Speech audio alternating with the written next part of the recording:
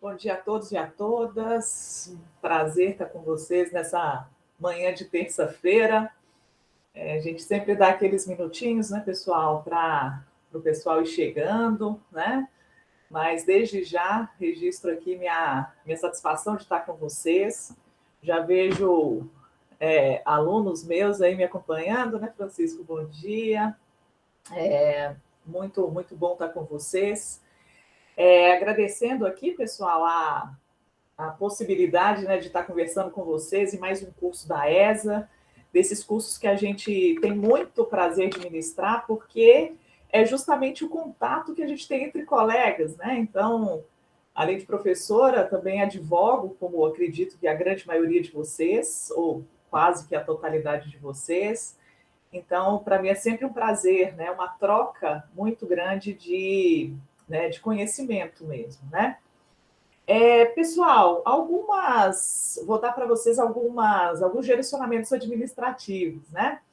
Eu vou, durante a minha exposição, me utilizar de slides. Então, fiquem tranquilos, porque esse material ele é disponibilizado para vocês pela ESA, tá?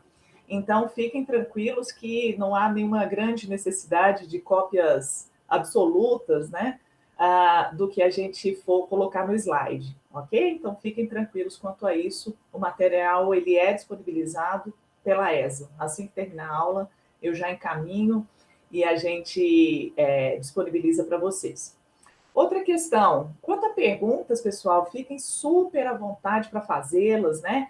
Em cursos como esse, que a gente tem mais de um encontro, eu me sinto muito tranquila para.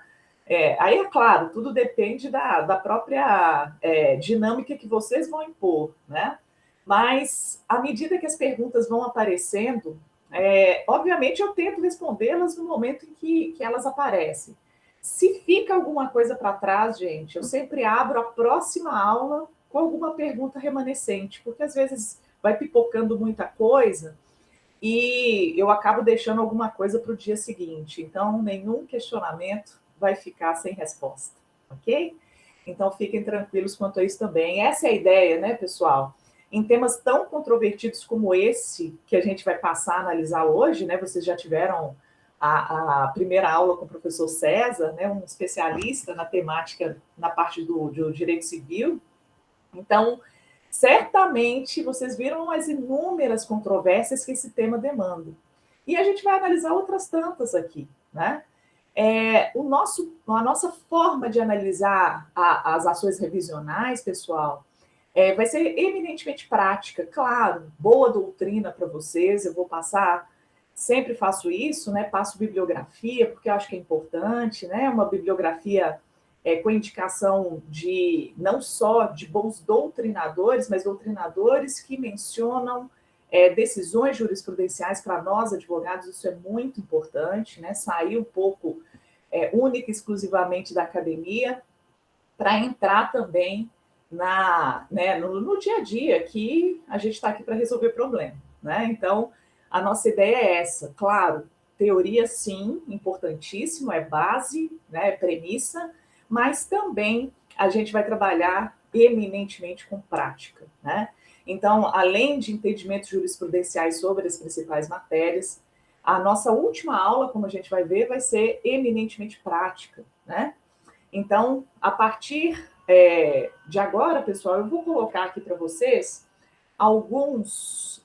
os nossos slides para eu mostrar para vocês, dar um panorama desse nosso curso, né? O curso que foi idealizado para ser prático, né? Para a gente trabalhar de forma mais prática possível, né? Que a gente consiga efetivamente trazer para vocês, só um minutinho, trazer para vocês aquilo que possa ajudar, né, no nosso dia a dia, né, que vamos combinar, isso é o que mais importa, né? Me dá um minutinho, gente, que eu já estou colocando aqui na tela para vocês. Coisas da tecnologia, né, gente? Vamos lá. Só. Aqui.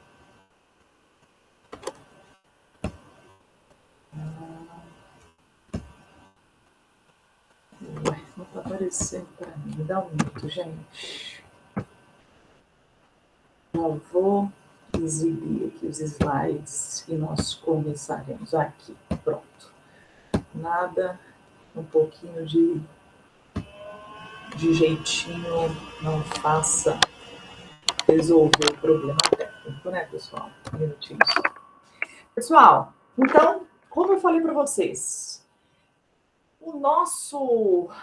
a nossa ideia, ô Carol, eu estou vendo aqui o apontamento da Carolina.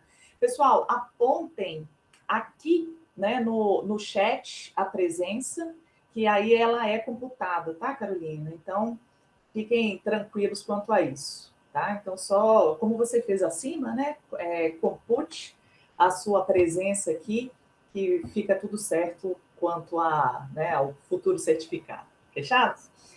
Bom, pessoal, para quem já me conhece, é mais tranquilo, né? Saber que, sim, vocês podem interromper, fiquem super à vontade para fazer questionamentos aí no chat. Normalmente, na ESA se utiliza essa estrutura e a gente vai dialogando. Eu vou acompanhando vocês pelo chat, tá?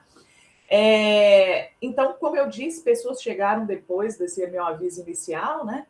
Os slides serão disponibilizados para vocês. Fechado? Então, fiquem tranquilos quanto ao material. Bom, pessoal, sempre trago no início das nossas aulas a bibliografia. Acho isso absolutamente essencial. Livros que possam ajudar efetivamente para uma confecção de peças robusta. Então, dentre todos esses aqui, pessoal, eu indico efusivamente o Manual de Direito Civil do Flávio Tartucci, né? Além do manual, que é volume único, ele também tem o seu curso, né? E a parte de contratos é fantástica, né? Mas, de toda sorte, se vocês precisarem ter um livro de direito civil, né, um grande manual de direito civil, a minha indicação é pelo livro do Flávio Tartucci.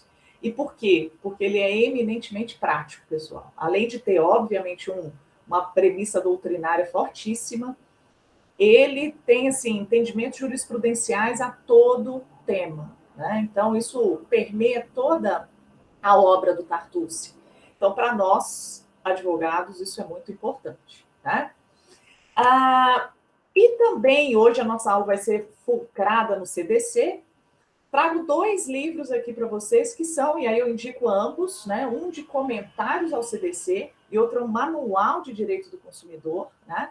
Do Risato Nunes, o primeiro, e o segundo também do Tartucci e do Daniel Amorim, né? Quem me conhece sabe que eu sou uma fã do Daniel, advogado também, então mão na massa, também com viés muito prático e pragmático dessa estrutura de CDC.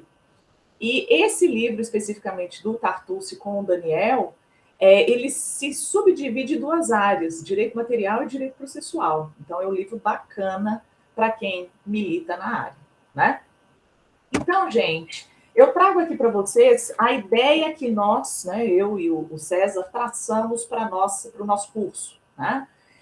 A gente tentou desenvolver uma sistemática, pessoal, em que a gente verificasse primeiro o Código Civil, e aí, claro, né, cada um com o seu ponto de vista sobre essa temática. Eu vou falar aqui, gente, 5, 10 minutos sobre isso, porque comparativamente é muito importante a gente pensar no CDC de forma a verificar o que ele tem de ponto de equivalência e ponto de distinção com as premissas do Código Civil. Então, por isso, eu vou 10 minutinhos, eu trago alguns apontamentos que vão ser necessários para a nossa aula sobre as revisionais de contratos fulcrados no CDC, ok? Então, nossa primeira aula juntos, né, será sobre CDC. Amanhã a gente vai falar sobre as revisionais de contrato de locação, extremamente importante também, né? Então, outro sistema revisional. E na quarta aula, a gente vai fechar com uma aula muito prática, né? Falando de petição inicial e contestação desse tipo de ação, né? Então, claro, essas nossas 3 primeiras aulas, pessoal, são absolutamente essenciais para a gente chegar bem na quarta aula, né?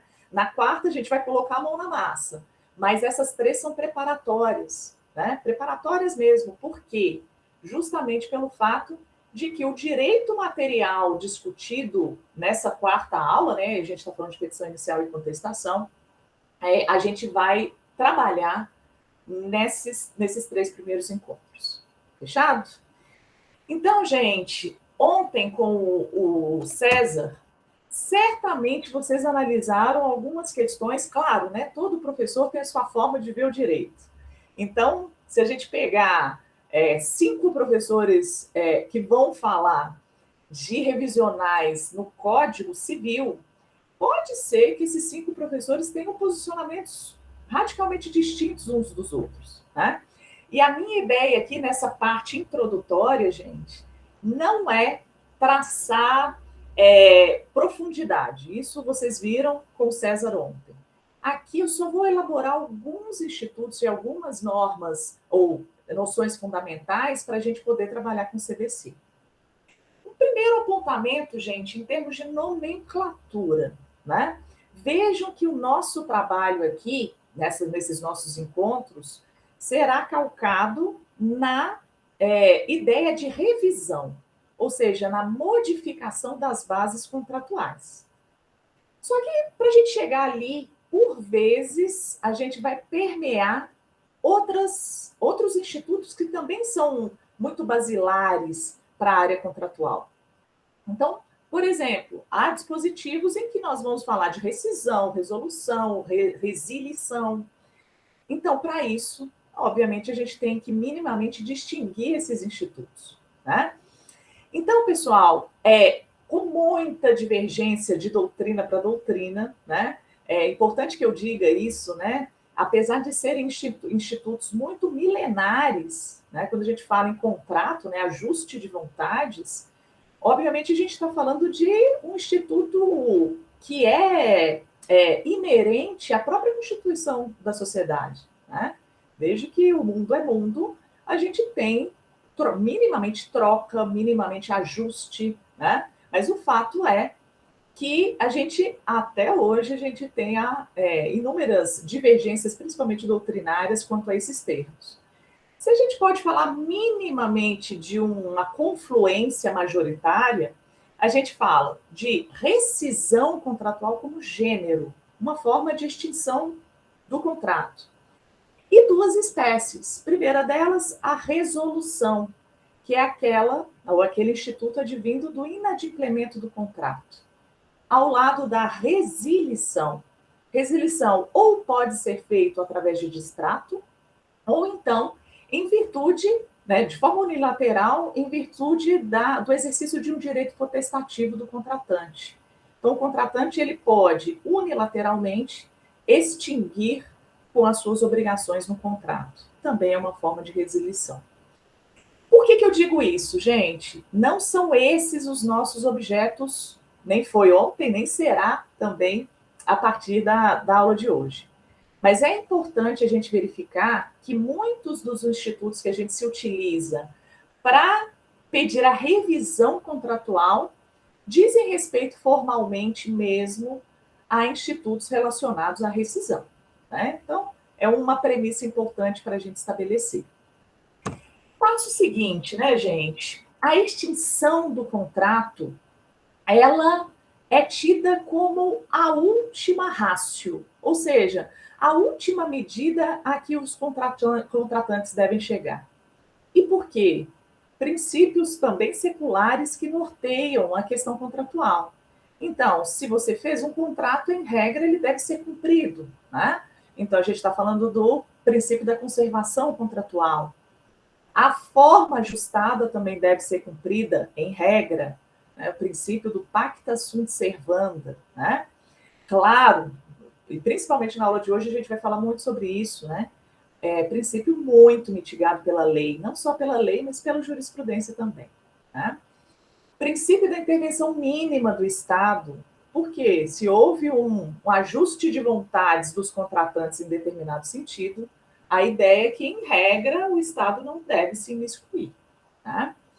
Bom, Dentro dessa principiologia de conservação contratual, gente, sem sombra de dúvidas, ganha uma relevância muito grande esse sistema ao lado dessa principiologia, um sistema ou os sistemas de revisão de contratos, né? Claro que para a gente verificar qual tipo de tese que nós vamos nos utilizar, e vejam, gente, como o que a gente está falando agora é premissa para as nossas petições iniciais e será também para as contestações quando nós estivermos pelo réu. Por quê?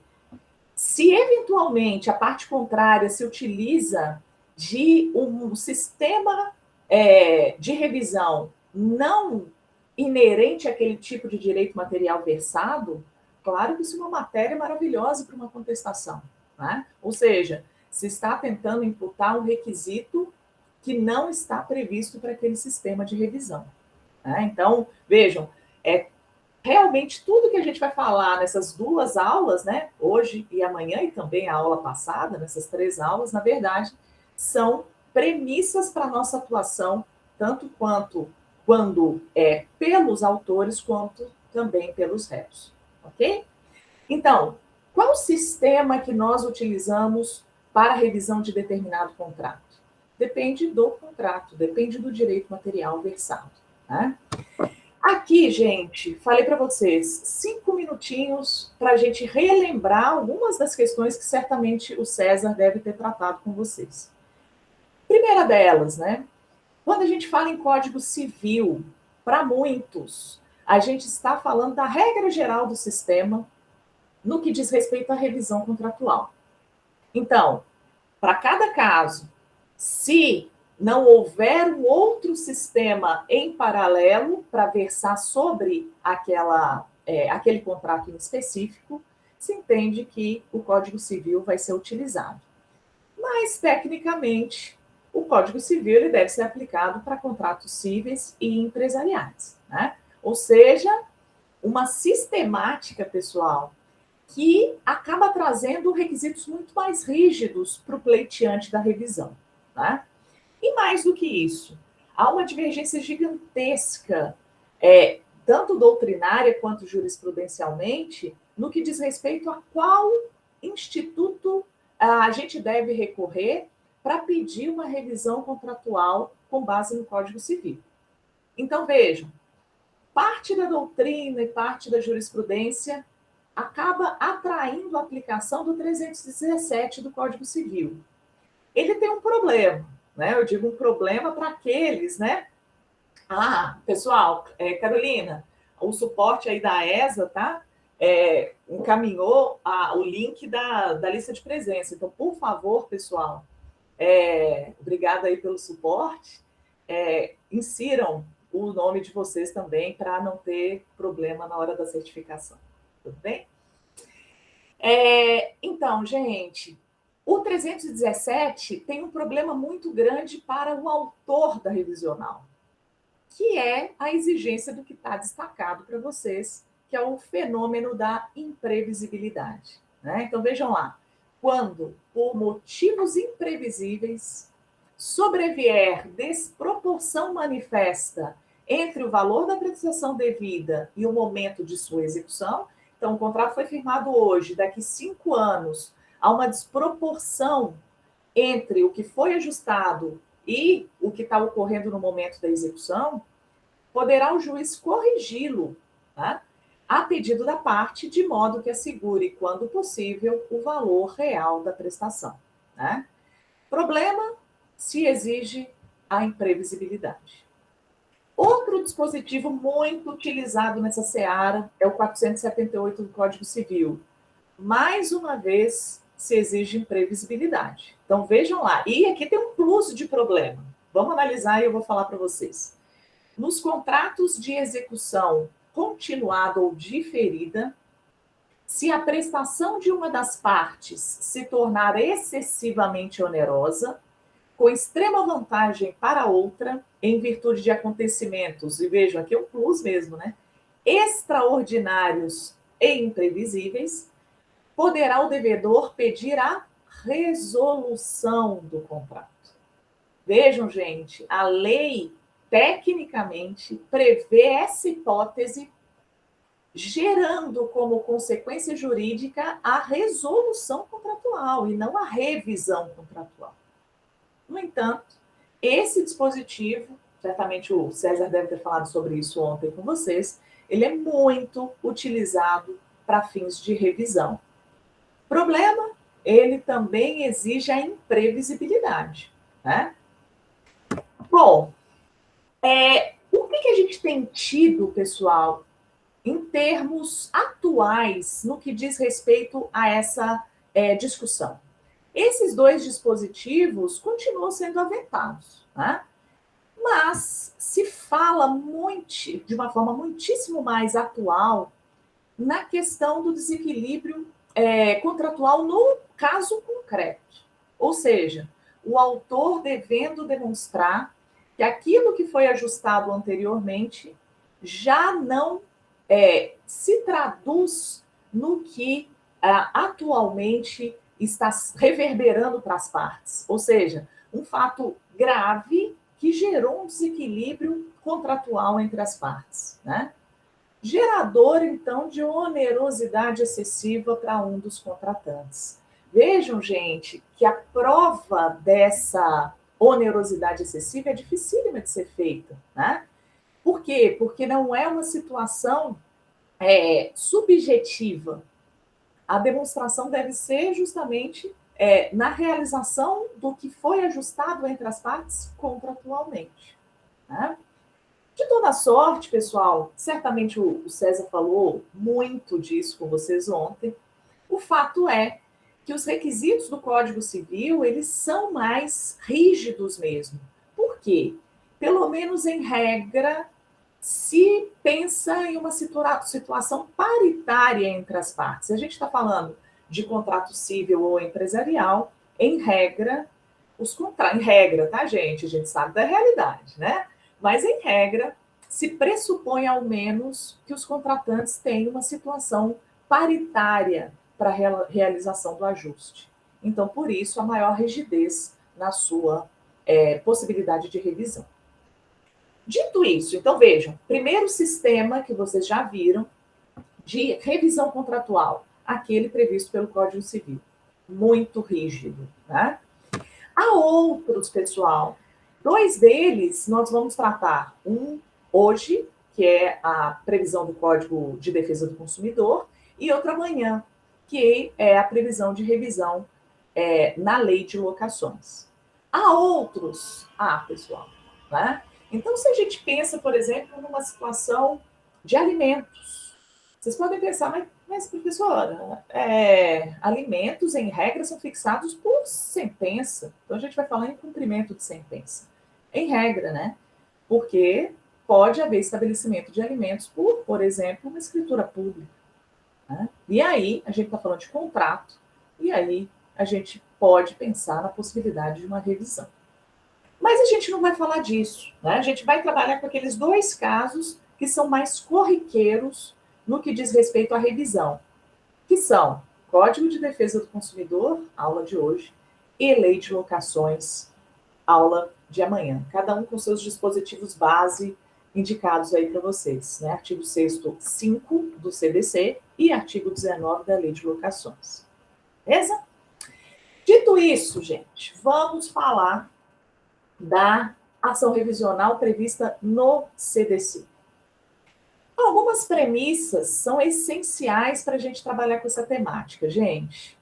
Primeiro, falar em CDC, gostemos ou não, e eu sempre falo isso porque tudo depende para quem a gente advoga com mais frequência, né, pessoal? A gente tende a ter até um pensamento jurídico, às vezes enviesado, porque a gente advoga ou mais para o fornecedor ou mais para o consumidor. Isso é muito comum, né? Porque a gente vai vendo as dificuldades, inclusive processuais, que uma parte tem, que a outra parte tem também.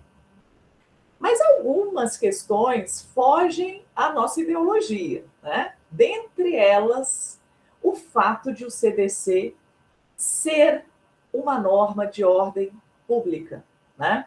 Ou seja, com o estabelecimento, sim, de um sistema protetivo em prol do consumidor, gostemos ou não, né? Se parte de vocês advogar mais para o consumidor, vai falar, maravilha, não, tem que ser assim mesmo, né? Quem advogar mais para fornecedor vai falar, olha, não, é muito injusto, né? A inversão do ônus da prova, a gente vai falar disso hoje. Ou seja, é uma situação que, claro, depende do nosso ponto de vista ideológico quanto ao sistema. Mas essa realidade, ou dela, a gente não consegue escapar, né?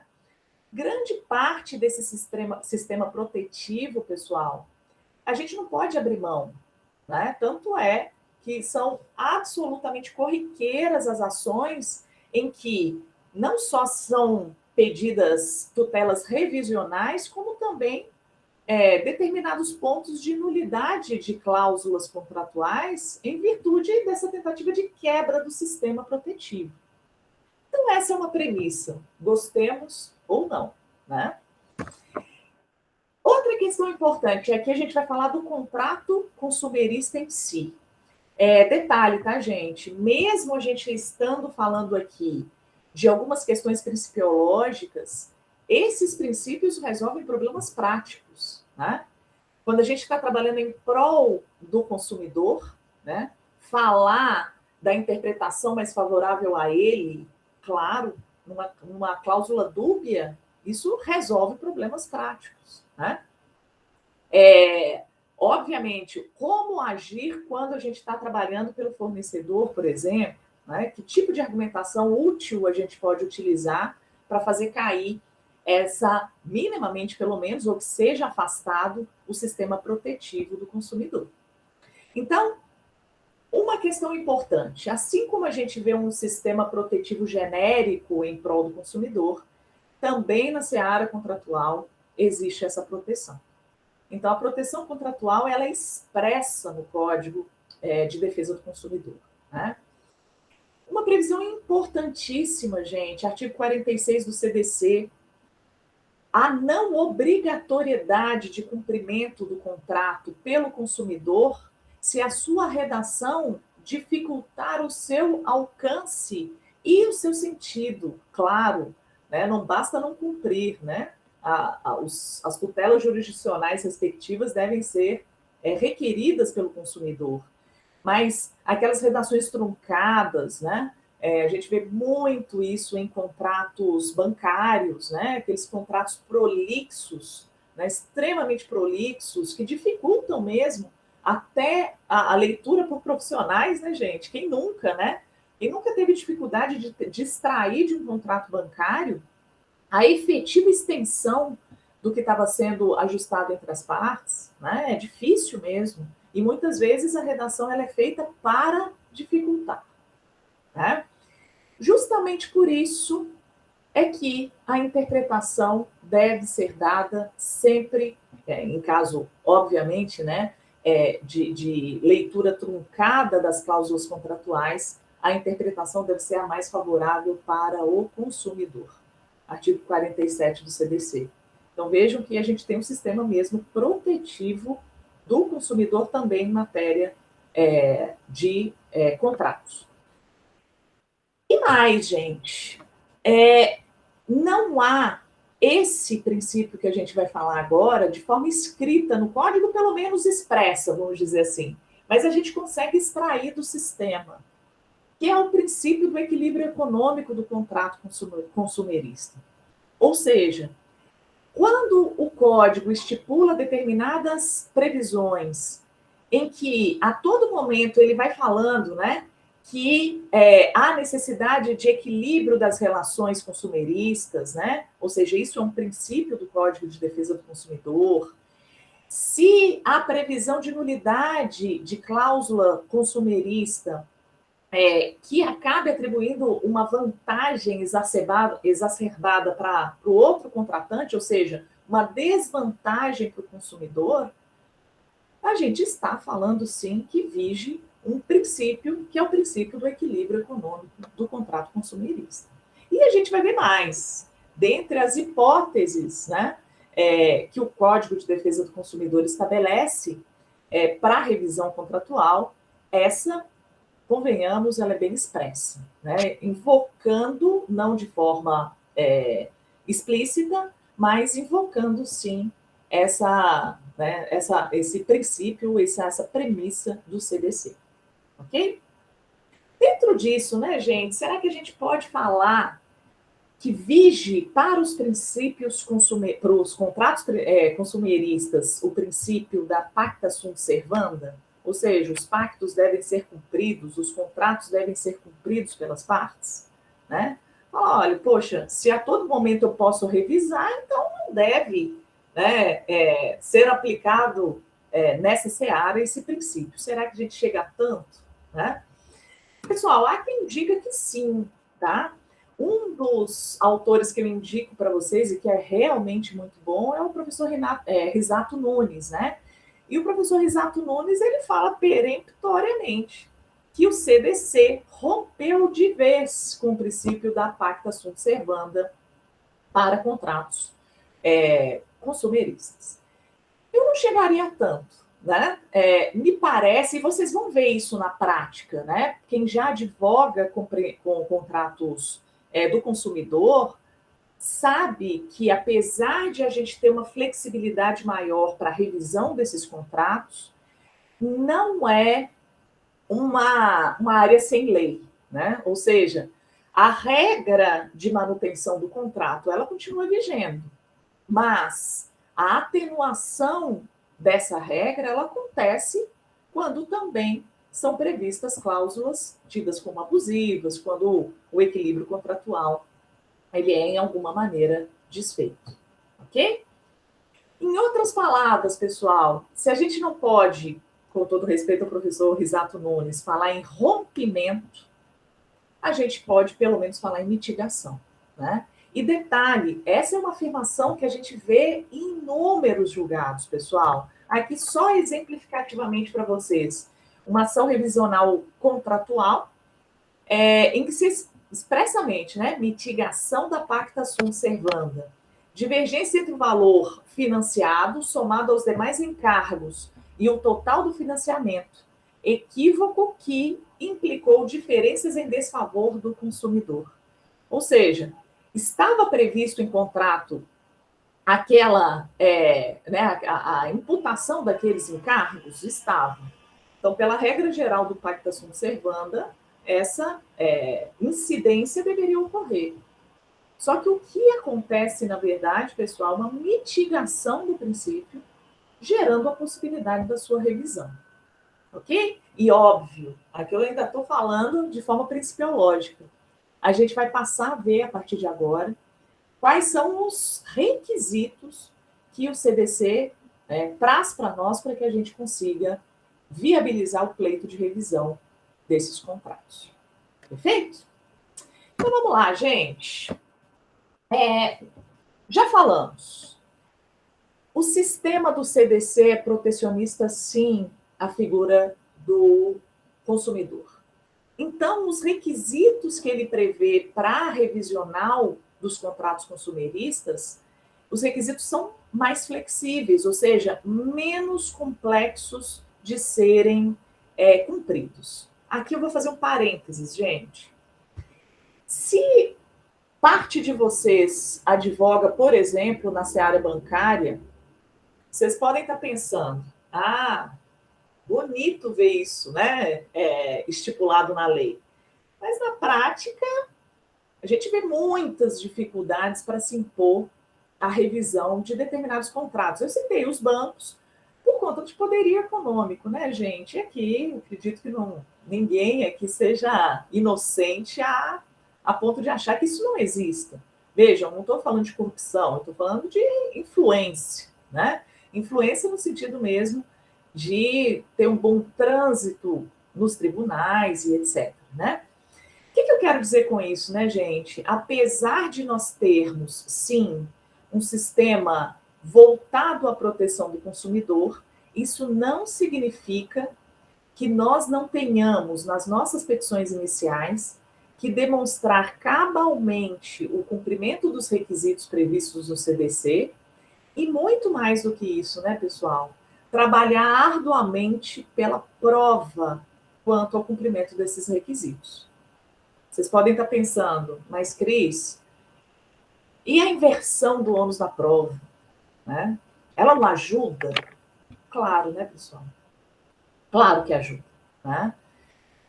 Mas ela não é uma tábua de salvação para uma petição inicial e uma condução do processo, uma petição inicial mal elaborada e uma má condução do processo. Né? A gente tem que pensar menos com a cabeça voltada para a inversão do ônus da prova como né, um direito da parte, mas o que eu posso fazer para efetivamente comprovar o direito do consumidor aqui? Por quê? A gente vai falar sobre isso, né?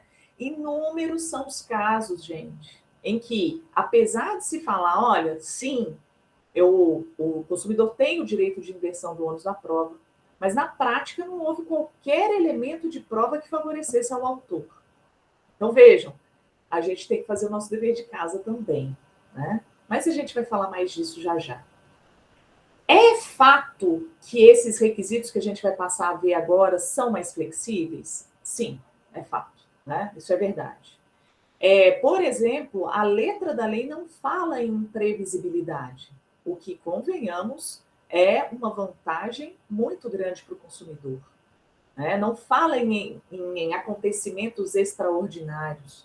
Claro que isso é uma vantagem para o consumidor. Né? Mas a gente tem que fazer o nosso dever de casa. Tá?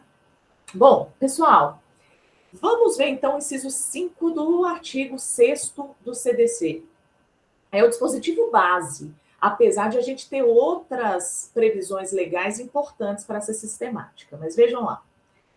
Primeiro, notem que estamos falando de duas hipóteses em que pode se dar a revisão do contrato. Tá? Então, vamos desmembrá-las. São direitos básicos do consumidor. Um deles, a modificação das cláusulas contratuais, primeira hipótese, que estabelecem prestações desproporcionais. A gente está aqui diante, né, gente, de efetivamente o estabelecimento de cláusulas que são tidas como abusivas, né? Ou seja, por meio dessas cláusulas abusivas, as prestações entre as partes acabam se tornando desproporcionais. Ou, segunda hipótese, sua revisão em razão de fatos supervenientes que as tornem excessivamente onerosas. Olha o princípio aí que a gente acabou de mencionar, né? A gente não tem uma principiologia expressa, mas vamos combinar que esse dispositivo nos dá amparo, né, para que a gente consiga trabalhar com a existência daquele princípio que a gente mencionou quanto à paridade, né, o restabelecimento do equilíbrio contratual também na relação de consumo. Dito isso, gente, vamos desmembrar e trabalhar com cada uma dessas hipóteses, perfeito? Então, vamos lá. Duas hipóteses. Revisar cláusulas contratuais que estabeleçam prestações desproporcionais, né? Aí a gente vai trabalhar no cenário das cláusulas abusivas, e revisar né, o contrato em razão de fatos pervenientes que as tornem excessivamente onerosas. Primeira hipótese. Pessoal, novamente, né, trabalhando com a ideia de proteção ao consumidor. O artigo 51 do CDC, gente, traz um rol, e esse rol não exaustivo, isso é muito importante, né? Muitas vezes o prestador de serviço trabalha com a ideia, peraí, essa cláusula não está prevista no artigo 51 do CDC. Pessoal, não há discussão atualmente sobre se tratar esse rol, né, de cláusulas abusivas de um rol exemplificativo ou taxativo. Se entende de forma pacífica que o rol é exemplificativo. Ou seja, além das previsões previstas ali, claro, o dia a dia acaba trazendo para nós a possibilidade de outras tantas cláusulas contratuais que acabem por prejudicar o consumidor e, consequentemente, poderem serem reputadas como cláusulas abusivas. Mas o 51 é um artigo importante para isso, né? Para a gente ter um norte daquilo que o legislador pensou no que diz respeito à abusividade dessas determinadas cláusulas. Importante, as cláusulas abusivas são tidas como nulas de pleno direito. Sabemos, né, gente, muitas vezes, ou a gente pleiteia a revisão, que é o nosso caso, por outras vezes, a gente pede a implementação de um direito reputando determinada cláusula nula de pleno direito. Fala, olha, que o plano de saúde seja obrigado a, reputando-se nula a cláusula X, né? É uma forma de revisão do contrato, com certeza, né? A partir do momento em que se reputa uma cláusula abusiva como uma cláusula contratual como abusiva. Então, vejam lá. Esse rol, ele traz hipóteses em que há a possibilidade de se gerar para o consumidor prestações desproporcionais.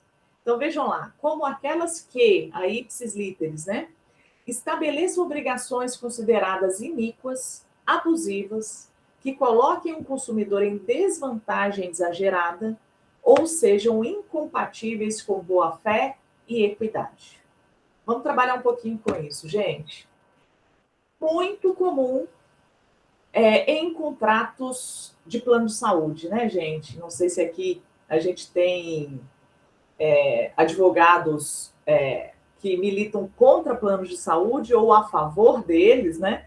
Sempre costumo brincar, né, pessoal? A gente sempre tem essa guerra nos nossos encontros, né? Aqueles que militam pró e contra os planos de saúde, mas brincadeiras à parte, serviço de todos nós, né? O fato é, algumas cláusulas, pessoal, são reputadas como nulas efetivamente, por conta dessa desproporção que gera no contrato firmado originariamente. Uma hipótese muito comum é a vedação da prestação de home care, né? Ou seja, negativa de cobertura desse serviço, né? Quando, obviamente, o consumidor dele necessita, né? Então, veja, prescrição e indicação do médico assistente de adoção e manutenção do tratamento nesse regime, ou seja, no home care, vez que indispensável ao trato da moléstia do paciente, que necessita ser mantido sob cuidados especiais. Se revisou, então, o contrato e se entendeu que a cláusula ela deveria ser reputada como abusiva, consequentemente desproporcional. Para quem está aqui, né, a gente está no Brasil todo, né, gente, mas para quem está no estado de São Paulo, ou aqui milita, né, então a gente tem essa possibilidade também, uma súmula 90, né, um enunciado de súmula 90 do STJ, que também reputa essa cláusula como abusiva. Então, havendo expressa indicação médica para a utilização de home care, revela-se abusiva a cláusula de exclusão inserida na avença que não pode prevalecer. Outra questão muito comum nesse tipo de contrato é a limitação do tempo de internação hospitalar. Então, só cobre a internação por 10 dias. Aqui há, inclusive, uma súmula do STJ reputando essa cláusula como abusiva. Então, é abusiva a cláusula contratual de plano de saúde que limita no tempo a internação hospitalar do segurado. Mais um caso aqui, né, gente, de plano de saúde, dessa vez aqui um julgamento do STJ,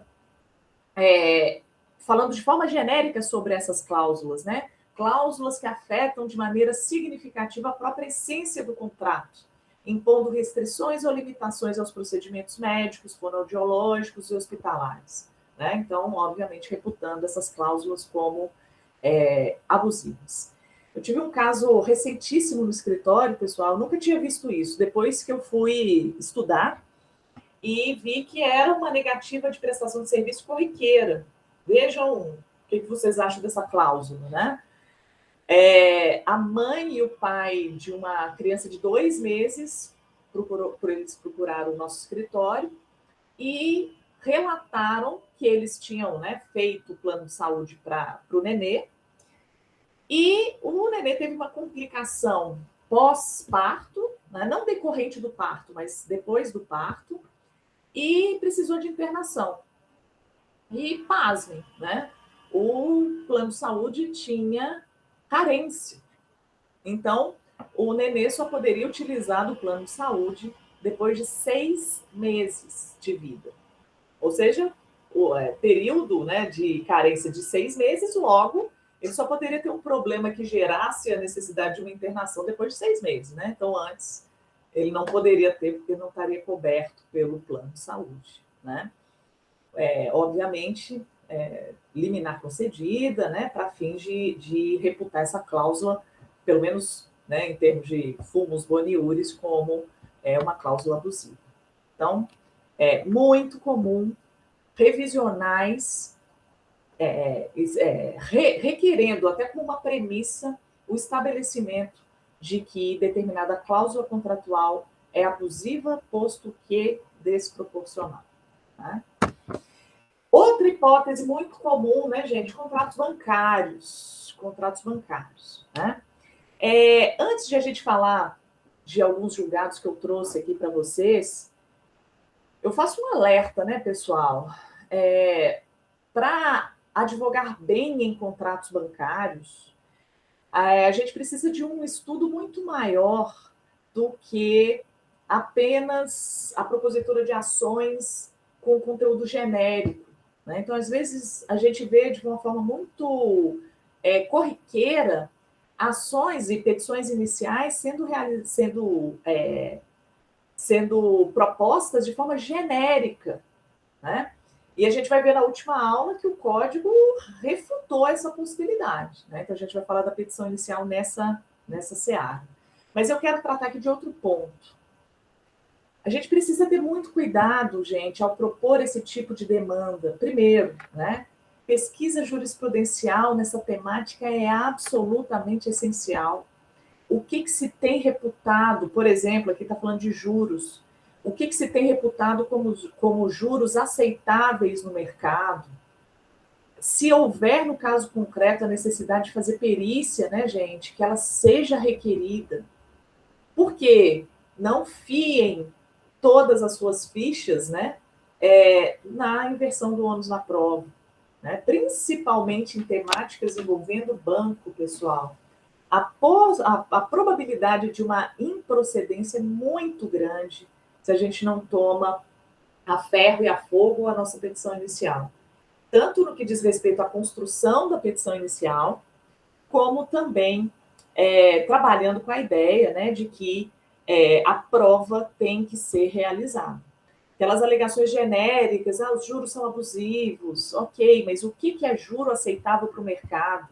Comprovar o juro aceitável para o mercado. Jurisprudência, pessoal, entendimento do STJ, entendimento do tribunal local perante o qual vai tramitar a ação, tudo isso acaba dando a possibilidade, né, de uma propositura mais bem fundamentada das nossas petições iniciais. Vejam esses casos, né? Então, aqui uma revisional discutindo juros, né? Então, veja a parte destacada, pessoal. É a cláusula que preestabeleceu juros mensais de 22% superiores à taxa média do mercado do Banco Central do Brasil se mostra abusiva e fere o artigo 51, inciso 4 do CDC, além de caracterizar enriquecimento sem causa. Revisão dos juros de acordo com a taxa efetiva anual, conforme divulgação pelo Bacen. De novo, pessoal, e a gente precisa lembrar que nós somos operadores do direito. E algumas questões, às vezes, fogem à nossa área, e isso é natural, né? Questões médicas, a gente precisa de um amparo de profissionais, né, da medicina para dar esse amparo técnico para as nossas argumentações. Questões referentes a juros, pessoal, não é todo mundo que enfrenta com tranquilidade esse tipo de matéria.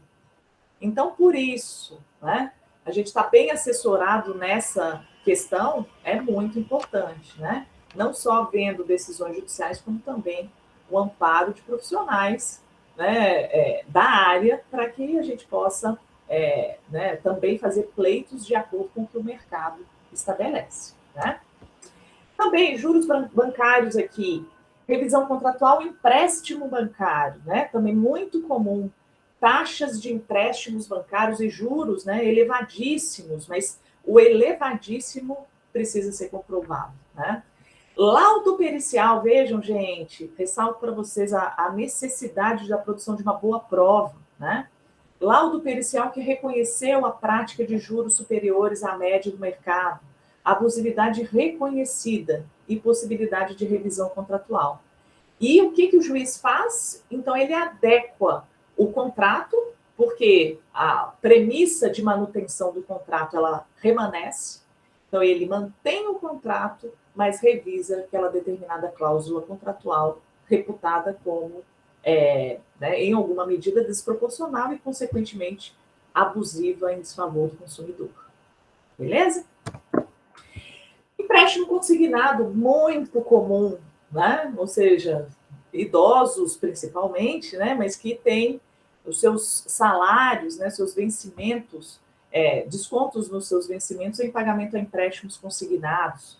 E às vezes, obviamente, passando em muito aquilo que aquela pessoa, aquele consumidor ganha mensalmente. Aqui um parênteses, né? Se alguém advoga para as financeiras aqui, pode estar, né, tá tendo arrepios. Fala, né, poxa, ele contratou, né?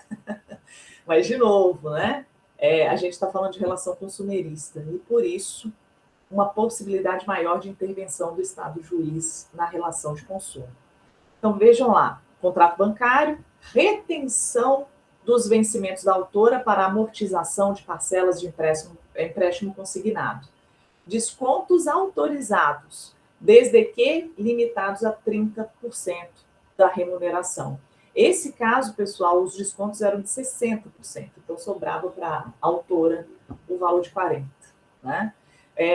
De novo, mas, poxa, ela anuiu, pacta sunt servanda. Ok, mas a gente está falando de contrato consumerista e as regras, elas são tidas como diferentes mesmo. Ok, gente? Ou seja, a possibilidade de, se invocando uma cláusula abusiva, revisar o contrato aqui, no exemplo, contrato de empréstimo consignado. Segunda hipótese, pessoal, a onerosidade excessiva. Isso é importante, gente, porque às vezes a gente vê petição inicial de revisão de contrato consumerista mesclando as duas hipóteses de revisão previstas no CDC. Tentando localizar alguma cláusula que seja abusiva a forceps, né? Ou seja, a força, né? Falar, alguma cláusula que tem que ser abusiva, eu preciso achar uma cláusula abusiva para alegar. É assim? Não. Lembrem-se, as duas hipóteses de revisão pelo CDC, elas são autônomas. Pode acontecer a sua acumulação? Às vezes sim, né? Às vezes é uma cláusula abusiva que vai gerar a onerosidade excessiva. Mas isso não é necessário, imperioso. Né? Há possibilidade de, mesmo que a cláusula não seja reputada, cláusula ou contrato, né, sejam reputados como abusivos, que ainda assim se gere uma onerosidade excessiva em desfavor do consumidor e, consequentemente, se possa, assim, gerar revisão do contrato. Beleza? Vamos falar disso, então. Por essa segunda parte, gente, do dispositivo do Código de Defesa do Consumidor, se aduz, né, de forma absolutamente majoritária, gente, que o Código teria adotado, e a gente vai falar disso, a teoria da revisão por simples onerosidade. Por que essa afirmação ela é importante? Justamente de forma comparativa ao sistema do Código Civil. Porque o Código Civil, como vimos, precisa, né, a sua aplicabilidade precisa e depende da prova da imprevisibilidade daquela, né, daquela desproporção gerada lá na frente. Ou seja, acontecimentos extraordinários, imprevisíveis, né? Aqui, gente, não.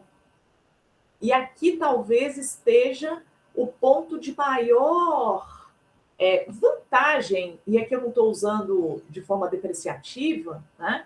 Mas de forma mesmo a atribuir ao consumidor uma prerrogativa mesmo, né? Demonstrando, então, a ter havido, pós-assinatura do contrato, uma onerosidade excessiva que pese sobre ele, consumidor, há a possibilidade de revisão contratual, independentemente de imprevisibilidade. Se vocês me perguntarem, Cris, isso um entendimento unânime, doutrinário e jurisprudencialmente? Não, pessoal. Tá? Não. Né?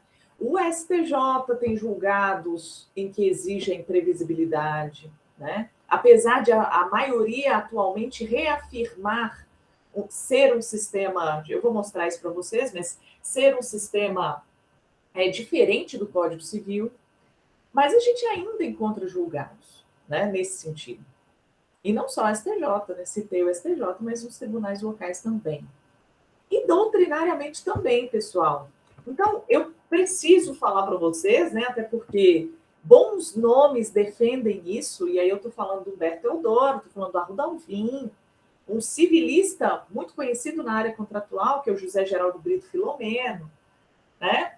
Eles entendem que, independentemente desse sistema protetivo ao consumidor, que deve sim essa parte contratante, ou seja, o consumidor, demonstrar a existência de fato imprevisível para fins de demonstração da onerosidade excessiva no contrato. É um entendimento minoritário, pessoal. Não é um entendimento que vige majoritariamente no Brasil, né? Aí cito aqui, né, aqueles dois doutrinadores que eu indiquei para vocês, né, na nossa bibliografia, Risato Nunes, o Flávio Tartucci, né? Por quê, pessoal? A ideia, primeiro, as premissas que a gente estabeleceu, sem sombra de dúvidas, já são um bom arcabouço, né, para a gente trabalhar, para que se entenda que as previsões constantes do Código de Defesa do Consumidor são, sem sombra de dúvidas, aqueles requisitos, né, são mais flexíveis em prol do consumidor.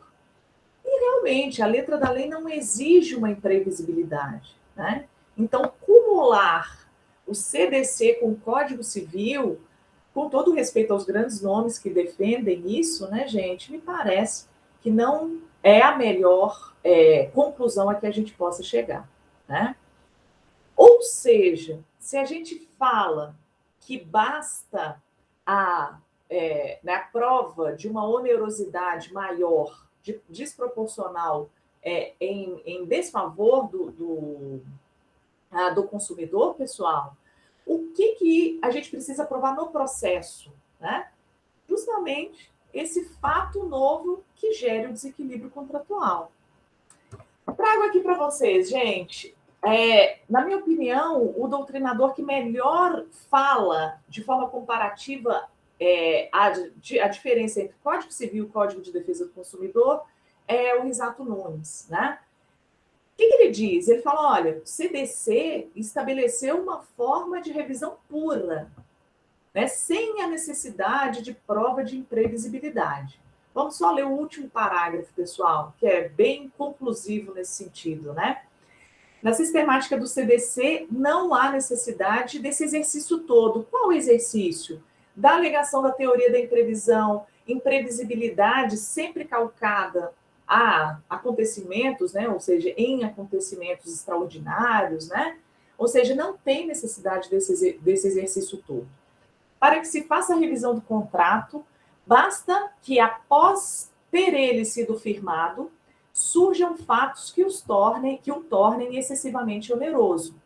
Não se pergunta nem interessa saber se na data de seu fechamento as partes podiam ou não prever os acontecimentos futuros, que é o exigido para os contratos no Código Civil, o que acaba gerando, gente, uma dificuldade muito grande de procedência dessas ações revisionais, né? Basta ter havido alteração substancial capaz de tornar o contrato excessivo para o consumidor. São requisitos menos rígidos mesmo, né?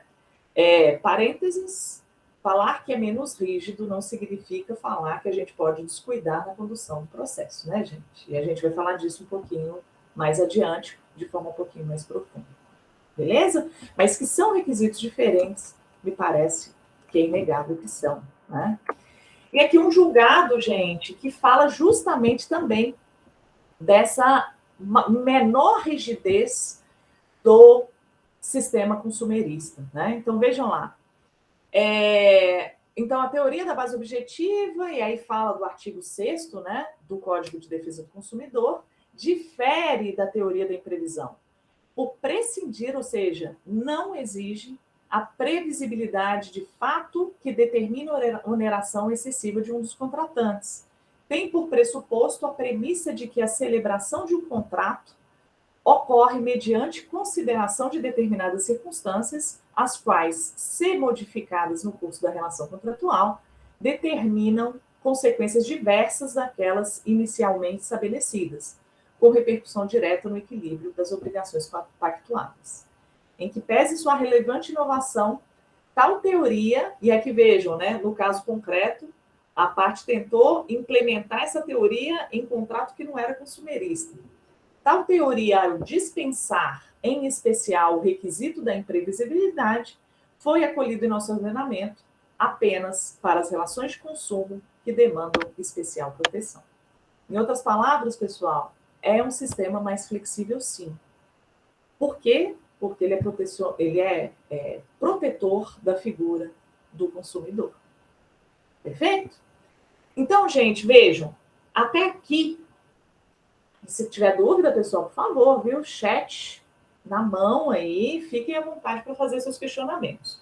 Até aqui, pessoal, o que a gente viu para munir as nossas petições iniciais e as nossas contestações, né? A gente viu aquilo que a gente pode alegar no mérito, né? Então, basicamente, na quinta-feira, quando a gente for estudar tanto a petição inicial como também a contestação, e a gente vai pegar as questões práticas envolvidas aqui nas revisionais, né? E aí todas elas, o fato é que especificamente a gente tem, para cada um desses sistemas, como a gente falou antes, né?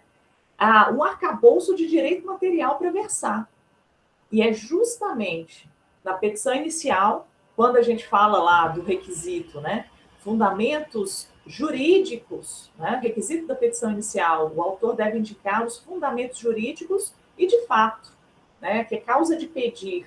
Isso é a causa de pedir da petição inicial de uma ação revisional, né? Ou seja, o fundamento legal que dá amparo à pretensão revisional, e mais do que isso, né, gente? Aí pensando com a cabeça do réu. Na contestação, ausente também algum dos requisitos previstos em lei para a procedência da revisional, com esse material também que a gente vai ter que trabalhar, né? Existe uma boa margem de trabalho para o réu? Existe, né, gente? Não sei se aqui a gente tem advogados que militam para fornecedores, mas e aí depende, né, prestadores de serviço e fornecedores. Depende muito, né, pessoal? Algumas matérias são mais favoráveis ao consumidor e outras tantas mais favoráveis para fornecedor e prestador de serviço. Então, se a gente fala, por exemplo, em algumas matérias de plano de saúde, como a gente viu, a gente tem uma tendência a manter a vida do segurado, né? E principalmente nessas questões muito limítrofes entre vida e morte, a gente vê um judiciário muito protetor é da figura do consumidor que firma um contrato de plano de saúde. Por outro lado, pessoal, outras questões já são mais paritárias, né? Então, reajustes, né? Dentro de uma normalidade, pessoal, reajuste de plano de saúde, a improcedência ela é muito comum. Esse ano a gente vai ter uma demanda boa, né, gente? Porque os planos de saúde estão prometendo aí o maior reajuste dos últimos anos, tá? Por conta disso. E aí eu não entro no mérito, porque não é a minha área, né? Eu não advogo para plano de saúde, mas a alegação que se faz é que os últimos anos geraram uma defasagem muito grande no que diz respeito aos contratos entabulados entre as partes. Só que aí a gente tem um problema, né? Eles têm a caneta na mão e a nós, consumidores, resta o Poder Judiciário. Então, já se está antevendo uma onda muito grande de ações revisionais contra esses anunciados reajustes de plano de saúde. Dentro de uma normalidade, pessoal, não é uma seara muito favorável para o consumidor, né? É dentro de uma normalidade. Claro, há reajustes absolutamente excessivos, né? Mas dentro de uma normalidade não é uma seara muito boa. Assim como também, como a gente falou, né, alguns contratos bancários, né? Então a gente tem uma dificuldade de revisão também. Mas isso é mérito, né, pessoal? O que a gente precisa saber trabalhar é com o sistema.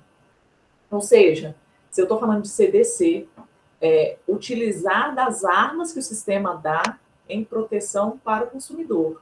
E ao lado desse sistema protetivo, quando a gente estiver advogando também para os prestadores e fornecedores, trabalhar em larga escala, né, gente, com pacta sunt servanda, né, a não abusividade das cláusulas, ou seja, tudo trabalhando na negativa do cumprimento dos requisitos para a procedência da revisional, né? Então, aqui falamos de direito material, né? Então, aquilo que deve servir nas nossas ações revisionais como fundamento, né, jurídico e também fático, vamos combinar, né? Porque, claro, fato e direito, né, a gente sempre encontra de forma misturada nos processos, mas de toda sorte, em termos de causa de pedir, está aqui a nossa fundamentação.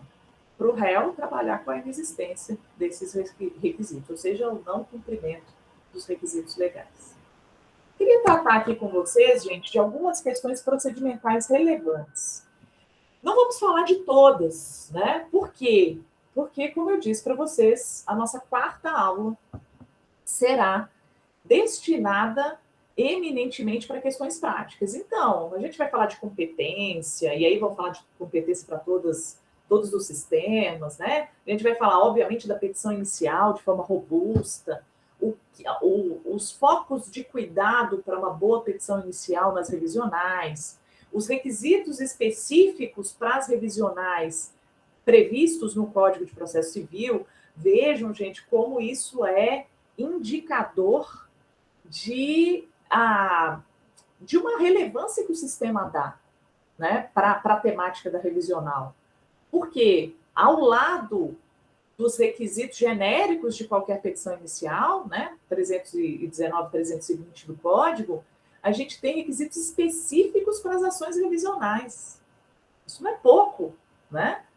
Ou seja, o legislador saiu da sua zona de conforto e falou, olha, peraí, a revisional dá muito problema, então vamos trabalhar com ela. O que eu preciso exigir da parte autora para que a petição inicial seja tida como apta a dar ensejo ao CITES, né? Então, e a gente vai ver que dentro desses requisitos, vamos combinar, existe, sem sombra de dúvidas, uma força muito grande, né? De determinados ramos do mercado, vamos dizer assim. Tá? A gente vai falar sobre isso na última aula. Mas, de qualquer forma, gente, aqui eu vou trabalhar com algumas questões que são, obviamente, muito relevantes, mas que não estão de forma propriamente dita colocadas nem na petição inicial, nem na contestação. Então, por isso, né, a gente vai destacar e tratar dessas questões que a gente, principalmente dentro do CDC, essas questões que são muito relevantes para esse tipo de ação, as ações revisionais. Primeira delas, já mencionamos de passagem, né, gente, a questão da inversão do ônus da prova, né? O que é importante de a gente ver, pessoal? Qual é a regra do nosso sistema, né? Tirem um pouquinho da cabeça o nosso sistema do CDC, né? O Sistema Processual Protetivo do Consumidor, previsto no Código de Defesa do Consumidor. Qual que é a regra quando a gente trabalha com ônus da prova? A gente sabe que o Código de Processo Civil, gente, lá no 373, ele estabelece no seu caput aquilo que nós chamamos de regras do ônus estático da prova. O que isso significa? Para todo tipo de ação, a lei, sem olhar o caso concreto, gente, sem olhar o caso concreto, a lei fala, olha, a depender de cada situação colocada nos seus incisos, inciso 1 e 2, o ônus da prova daquele fato vai ser atribuído a uma das partes, né? Então, ali é uma atribuição às cegas, né? O legislador simplesmente estabelece de forma estática sobre quem pesa a prova de determinado fato. Então, regra geral qual é? Ao autor, pessoal, cumpre a prova, né, a desincumbir-se do ônus probatório referente aos fatos constitutivos do seu direito. Ao réu, fatos impeditivos, modificativos ou extintivos do direito do autor.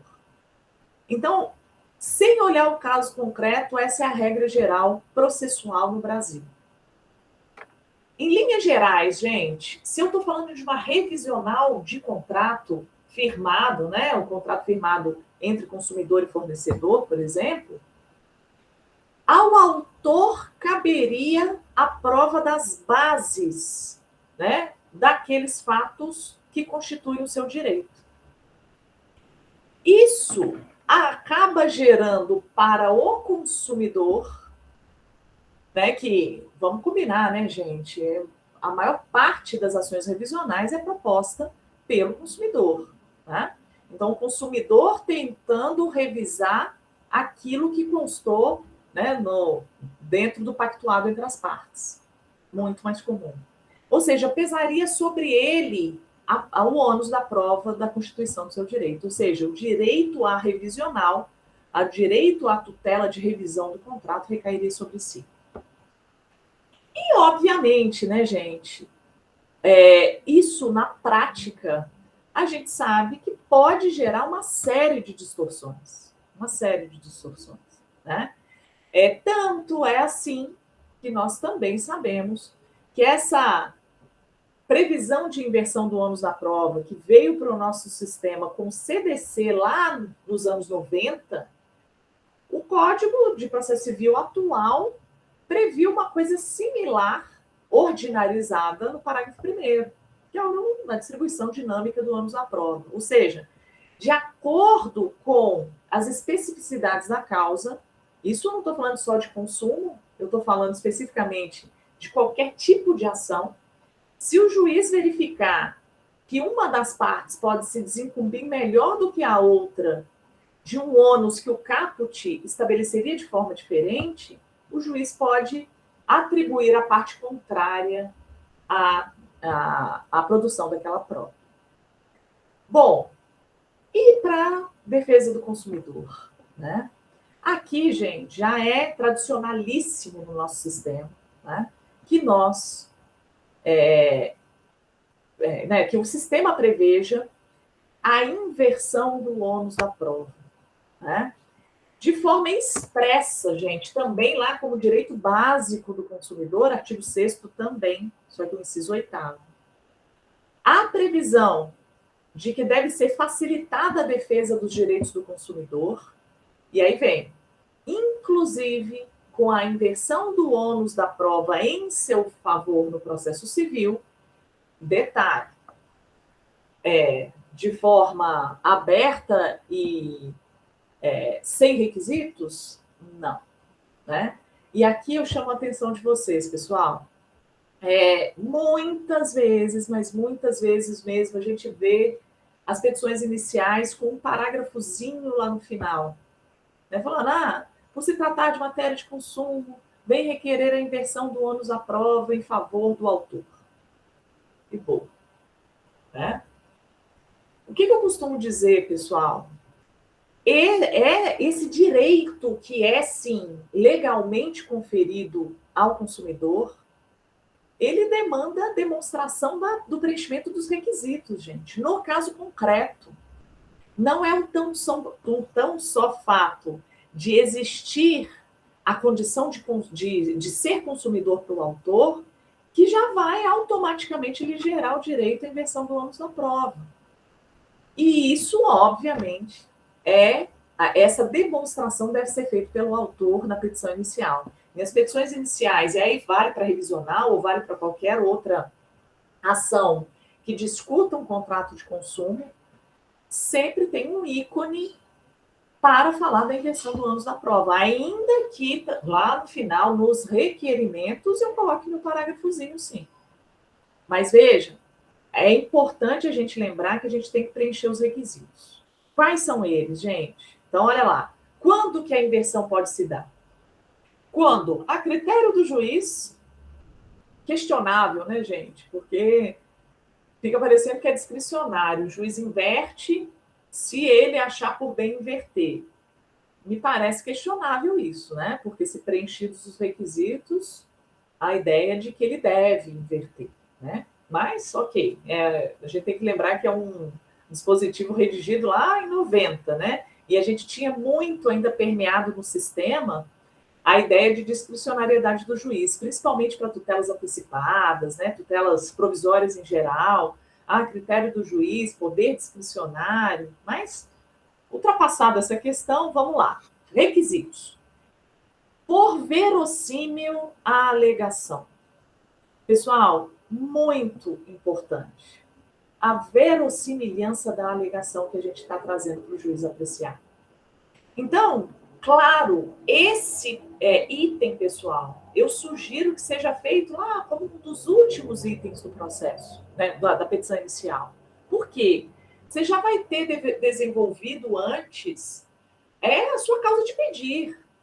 Então, você vai trabalhar com a abusividade da cláusula, você vai trabalhar com jurisprudência que supostamente corrobora a sua tese, né, a lei, por óbvio, ou seja, os seus fundamentos de fato e de direito já vão estar demonstrados no processo.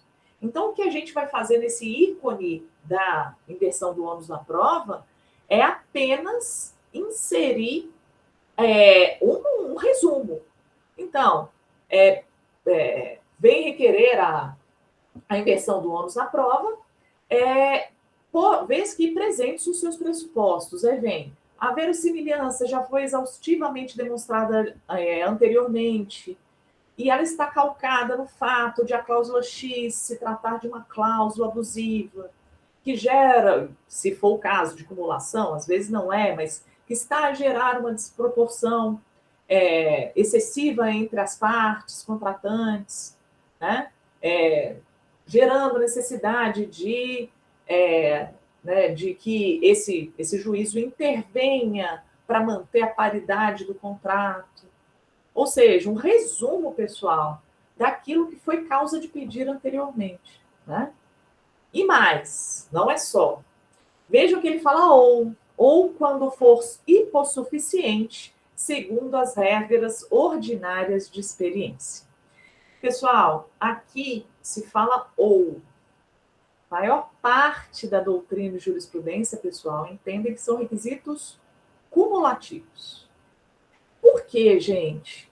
Porque verossimilhança da alegação, pessoal, convenhamos, né?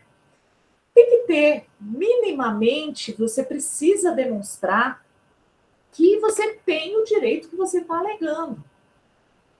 E a hipossuficiência, vejam, demonstrar argumentativamente, tá, gente? Eu não estou falando de prova ainda, né? Claro, tudo que a gente puder trazer de prova documental é muito bem-vinda, mas a prova em si vai ser produzida no curso do processo.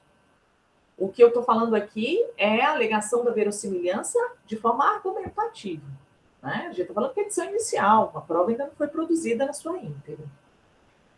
Mas a hipossuficiência também faz parte, pessoal.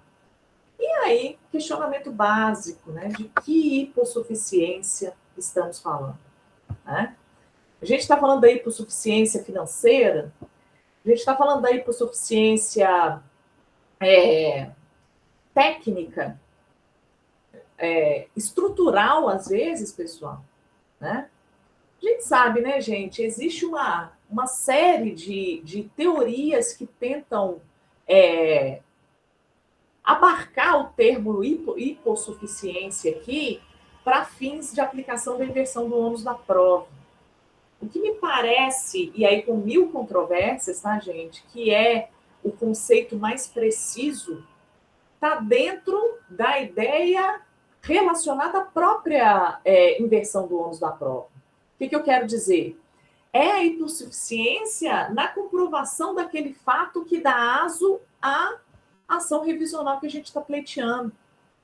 Então, se eu tenho um laudo médico, por exemplo, que atesta que o autor precisa de um home care, pessoal, esse é um começo de prova, né, uma prova das mais relevantes aqui, a gente sabe disso, né, um relatório médico pleiteando por aquele tipo de tratamento.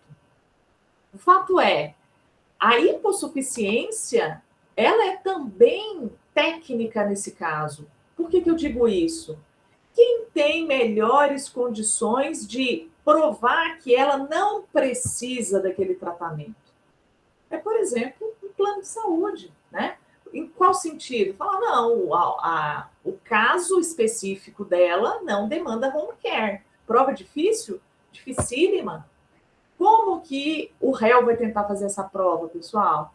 Vai tentar fazer essa prova numa perícia médica. Mas a quem vai caber a prova desse fato? Me parece que é o réu, né? Isso não está tirando de nós, enquanto autores, né, ou advogados dos autores, a iniciativa probatória, hein, gente? Eu vou falar sobre isso adiante. Porque a jurisprudência, ela não é um mar de rosas para o autor desse tipo de ação revisional. E eu vou mostrar isso para vocês. Mas o que eu quero dizer? Sempre que a gente trabalhar, e aí de forma conclusiva, né? Com a inversão do ônus da prova, lembrem-se, não é um direito dado sem preenchimento de requisitos, ao contrário. O autor precisa preencher requisitos aqui, os requisitos previstos no artigo 6º. Trouxe aqui, gente, para trabalhar com vocês, com alguns casos que me parecem muito interessantes para a gente trabalhar com a ideia de hipossuficiência, de preenchimento de requisitos, né? Primeiro deles, gente, ó, uma ação de revisão contratual. Decisão agravada que, ao sanear o feito, aplicou o Código de Defesa do Consumidor e deferiu o pleito de inversão de ônus da prova em favor dos autores. E aí a incorporadora, obviamente, recorreu dessa decisão, né? E a hipossuficiência no caso, pessoal? Veja que esse julgado trabalha justamente com o segundo requisito da lei. Hipossuficiência técnica, informacional, econômica e financeira. Olha isso, né? Ou seja, se entendeu que o consumidor, num caso de compra e venda de imóvel, é hipossuficiente em todas essas searas, né? Tecnicamente, informacionalmente, economicamente e financeiramente, né?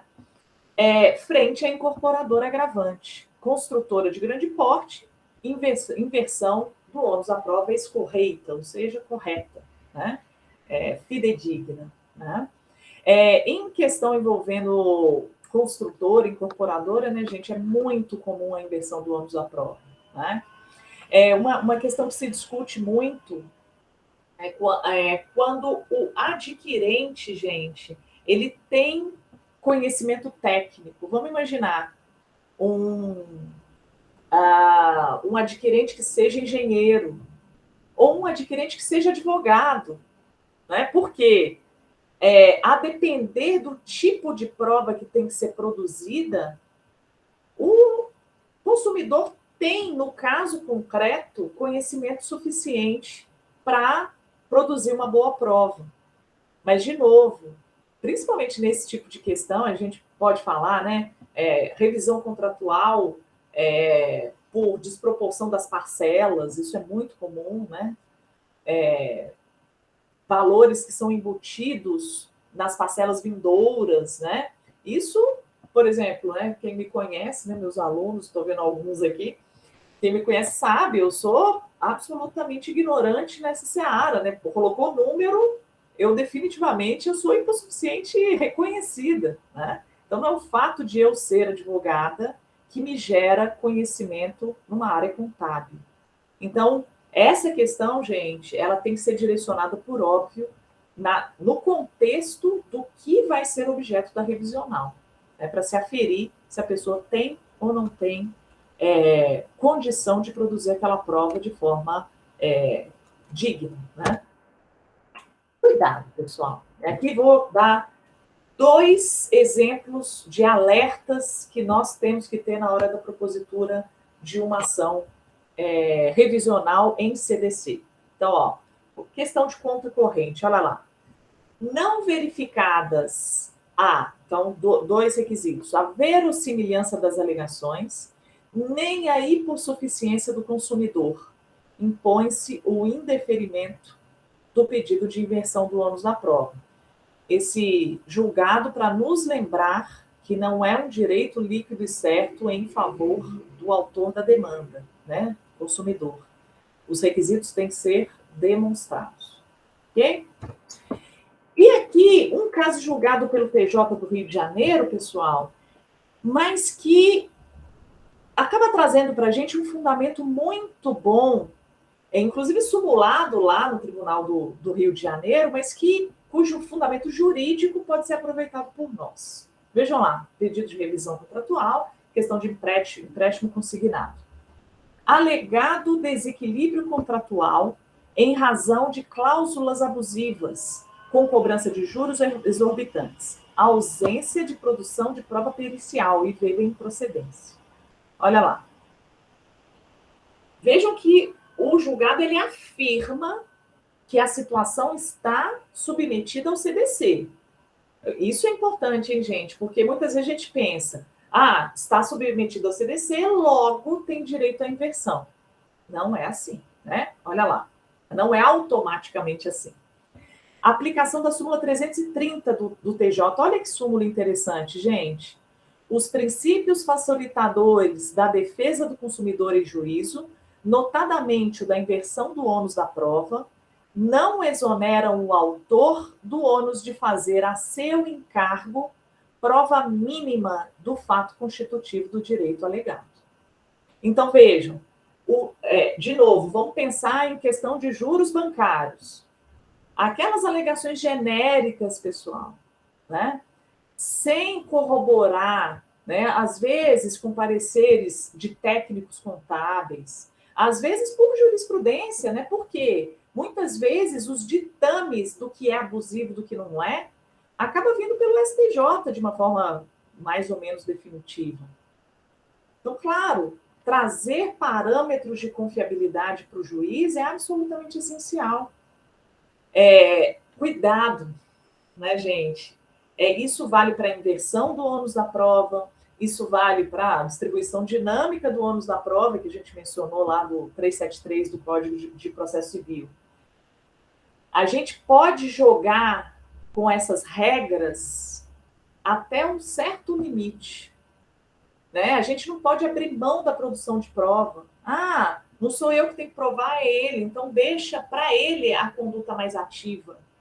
Cuidado, né? Porque se a gente não produzir um mínimo de confiabilidade, consequentemente, a possibilidade de improcedência é muito grande, né? Então, vejam lá, não se vislumbra pelos documentos que instruem o feito prova do que alega o apelante. onerosidade excessiva não demonstrada. Vejam que essa hipótese aqui era um questionamento de uma cédula de crédito bancário, né? Então, com empréstimo consignado, e a alegação era com base na segunda hipótese do artigo 6º do Código, né? Do Código de Defesa do Consumidor. Ou seja, onerosidade excessiva. Ah, mas o ônus da prova é do réu. Pessoal, se não tiver prova de verossimilhança, pelo menos, a inversão não vai se dar.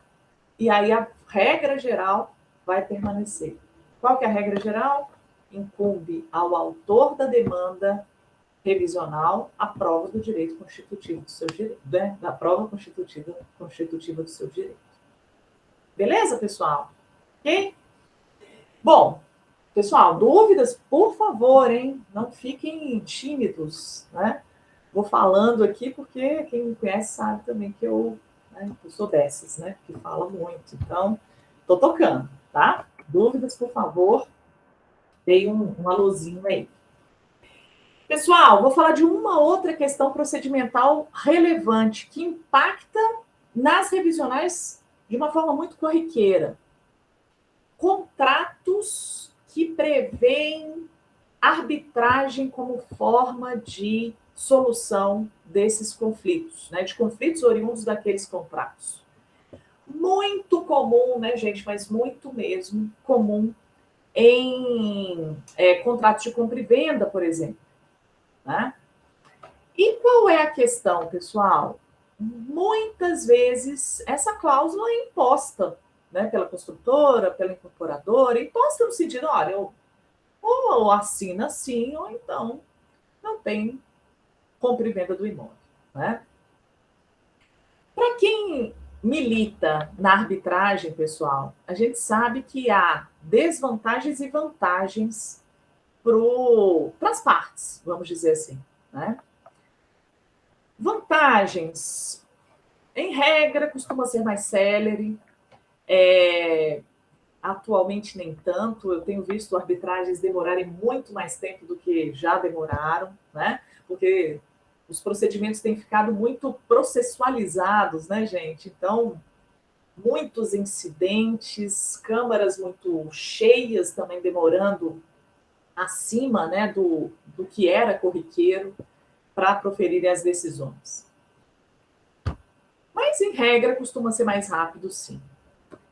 Uma questão que pode ser boa ou ruim, a depender do lado que você tiver, é o fato de não ter recurso. Né? Ao final, sentença arbitral proferida, só há um pedido de esclarecimentos. A única possibilidade de haver alguma alteração da sentença arbitral. Ou seja, o seu fim também é mais rápido, né? Justamente pelo fato de que não há esfera recursal. Isso pode ser bom, pode ser ruim. Né? Já falei isso com muitos clientes meus, às vezes empresários, e eles falam, não, se eu perder, eu quero recorrer. Né? Isso é do instinto humano, né, pessoal? Mas eu acho que o grande fator que acaba determinando, na prática, se recorrer ou não à arbitragem, gente, é a questão financeira. Né? A gente sabe que as arbitragens têm um custo extremamente elevado. Né? Por conta, né, de pagamento em horas dos árbitros, né? Uma arbitragem digna deve ser conduzida por árbitros que tenham conhecimento específico naquela matéria, então, consequentemente, você acaba tendo um custo muito maior do que no judiciário. Regras, tá, gente?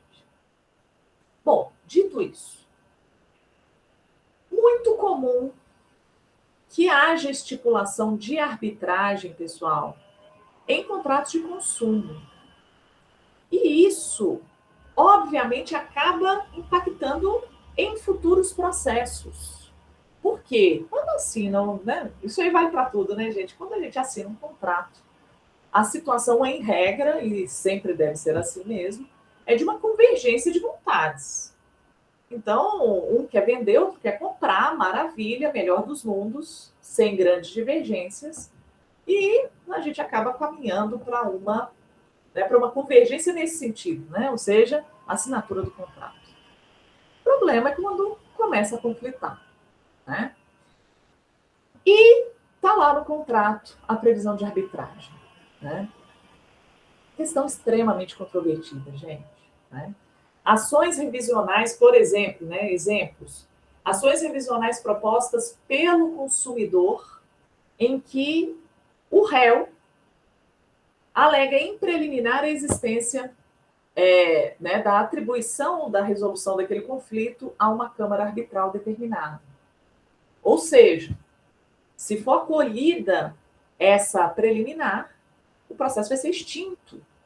Por quê? Porque o judiciário vai se entender como, aquilo não é questão de incompetência, né, pessoal? Vai entender que ele não tem jurisdição sobre aquela matéria porque as partes atribuíram essa jurisdição ao juízo arbitral. Bom, e por sua vez, obviamente, né, gente, de forma muito comum, se o inadimplemento eventualmente se dá pelo consumidor, a instauração do processo arbitral, e aí é um caos no que diz respeito à defesa do consumidor na arbitragem. Mas aqui, obviamente, o nosso foco é judicial, né? A repercussão dessa questão em ações revisionais. Pessoal, divergência instaurada, né? Então, a gente tem parte da doutrina e da jurisprudência, tá, gente? Isso aqui é uma questão que tem divergência doutrinária e jurisprudencial. Parte entende, pessoal, que essa cláusula arbitral, ela não é válida em contratos de adesão submetida ao Código de Defesa do Consumidor. Isso é importante, tá, gente? O artigo 51 do CDC, ele prevê a nulidade desse tipo de cláusula quando a sua utilização, ou seja, a utilização da arbitragem, é feita de forma compulsória obviamente, pelo fornecedor em desfavor do consumidor. Então, essa é a previsão do artigo 51. Então, para parte da doutrina, quando a gente assina aquele tipo de contrato em que não há possibilidade de negociação entre as partes, se estaria, portanto, gerando uma cláusula nula e, consequentemente, as vias de uma ação revisional, por exemplo, que é o nosso caso aqui, estariam abertas para o consumidor no Poder Judiciário. Outra parte, pessoal, não vê nulidade. Por quê? Acaba trabalhando com a redação da lei da arbitragem, que a gente vai falar agora, e que, nesse aspecto, segundo essa parte da doutrina de jurisprudência, teria havido revogação desse dispositivo do artigo 51 do CDC. Vejam aqui o teor desse artigo 4º, parágrafo 2º da lei da arbitragem. Nos contratos de adesão, a cláusula compromissória só terá eficácia se o aderente tomar a iniciativa, então o aderente, o consumidor no caso, tomar a iniciativa de instituir a arbitragem ou concordar expressamente com a sua instituição, desde que por escrito em documento anexo ou em negrito. Aí vocês imaginam como os contratos são feitos, né, gente? Sempre com isso tudo muito bem destacado, em negrito, né? Com assinatura ou visto especialmente para essa cláusula, né? Bom, o que eu tenho a dizer desse dispositivo, né, gente? Me parece que, claro, quando o próprio consumidor toma a iniciativa de instaurar o procedimento arbitral, pessoal, não há questionamento nenhum, né? Ele é a parte aderente e ele deu início à arbitragem, pessoal, questionamento algum me parece que pode ocorrer. O problema fica quando, por exemplo, ou se instaura, quando ele, consumidor, propõe, por exemplo, uma ação revisional do contrato perante o judiciário, né? E alega, consequentemente, a nulidade da cláusula. Ou seja, ele próprio se insurgiu contra aquela cláusula assinada. Essa parte final, né, gente, e convenhamos, né, a lei de arbitragem acaba trabalhando bastante com a ideia de autonomia da vontade, né? Vamos combinar. Muito comum, né? Então, eles falam, olha, as partes capazes renunciaram ao judiciário, consequentemente, não há porquê esse mesmo judiciário se entender como jurisdição para fins da resolução desse conflito que se instaurou. Então, essa é a premissa da arbitragem. Então, consequentemente, o restante dos seus dispositivos também acaba sendo permeada por essa mesma premissa. Essa parte final, gente, traduz muito essa ideia, né? Se tiver as cláusulas estiverem negritadas, né? Com visto ao lado da cláusula, né? Isso seria suficiente para atribuir a validade a essa estipulação. Me parece, né, gente, que isso por si só não daria para conferir essa validade. Por quê? Cientes disso, né, as grandes empresas já fazem esse procedimento efetivamente, né? Então, consequentemente, é uma formalidade que muitas vezes acaba sendo cumprida na prática, né? Mas a gente acaba tendo distorções disso, né? Ou seja, cláusulas impostas, muitas vezes o judiciário, gente, o consumidor não sabe da implicação de assinar uma cláusula de arbitragem. Parte de vocês pode estar pensando, assinou, né? E eu entendo esse raciocínio, pessoal, né? Eu tenho visto, gente, mas assim, de uma forma tão corriqueira, né? Essas grandes plataformas de aluguel de imóveis, né? Tudo com arbitragem, né? E os caras vão lá, assinam digitalmente o contrato e tocam o barco, né? Se der problema, meus amigos, né? A litigiosidade vai ser baixíssima, né? Por quê? Se a gente entender como válida na íntegra a estipulação da arbitragem. Porque o custo é altíssimo, então você fala, poxa, está dando problema no apartamento, mas eu, para instaurar um procedimento arbitral, vou gastar 20 vezes mais, então não vou instaurar, né? Então, o custo-benefício, né, acaba tornando inócua a busca pelo juízo arbitral. Então, na prática, gente, infelizmente, pacta sunt servanda prestigiado, mas a gente acaba vendo muita distorção, né? Então, dentro desse panorama, gente, a jurisprudência tem oscilado, né? É muito, muito comum, aqui um julgado exemplificativo para vocês, entendendo pela nulidade dessa cláusula. Olha lá, princípio da inafastabilidade do Poder Judiciário, parte agravada autora que não demonstra interesse na utilização da arbitragem como forma de solução de eventuais controvérsias decorrentes do contrato, o que afasta a validade da cláusula compromissória que elege o órgão arbitral para a solução dos litígios. Então, vejam, vou voltar lá só para a gente ver o teor, tá, gente? Então, essa primeira parte do dispositivo, ela não estaria cumprida efetivamente, né? Então, o aderente tomar a iniciativa de instituir a arbitragem, ou seja, se ele foi para o judiciário, ele demonstrou seu desinteresse na arbitragem, né? Trago aqui para vocês, ao contrário, né? Ou seja, pela validade, um julgado do STJ, mais detalhe, desde que cumpridos os requisitos, mas ele é mais permeável à aplicação da regra da lei da arbitragem do que a gente viu no primeiro julgado. Olha lá.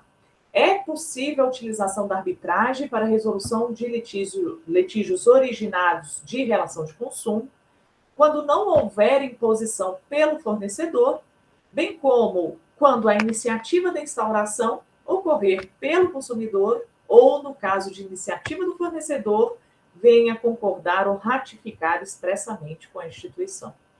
Vejam que aqui a ideia, né, é de trabalhar com o cumprimento dos requisitos da lei da arbitragem.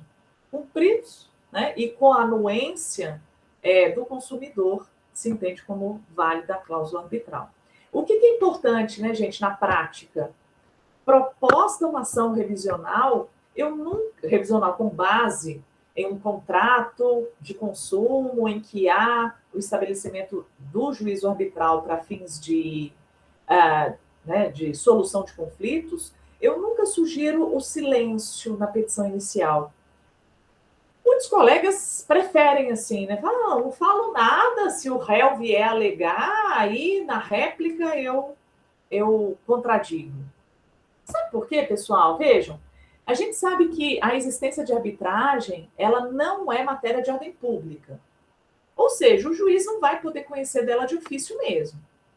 Mas vamos combinar, se se tratava de um contrato de adesão, foi imposto para o consumidor, ou imposta a assinatura dessa cláusula para o consumidor. A probabilidade, gente, de o réu não alegar essa matéria, vamos combinar que é muito grande.